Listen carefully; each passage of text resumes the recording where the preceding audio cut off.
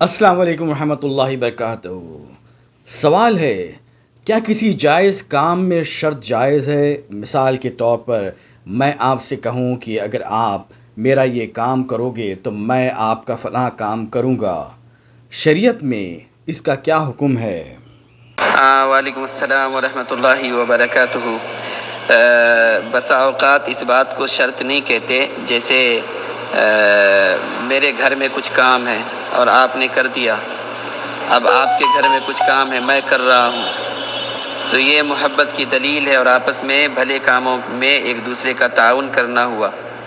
ہاں، یہ شرط کے ساتھ میں آپ کا کام اس وقت تک نہیں کروں گا جب تک آپ میرا کام نہیں کریں گے، تو یہ شرط لگانا یہ درست نہیں ہے، بلکہ ایک دوسرے کا تعاون کرنا، ایک دوسرے کا ساتھ دینا بھلائی کے کاموں میں قرآن کریم کا حکم بھی ہے، اور ایک مومن کو چاہیے کہ وہ ایک دوسرے کا تعاون کرے اچھے کاموں میں۔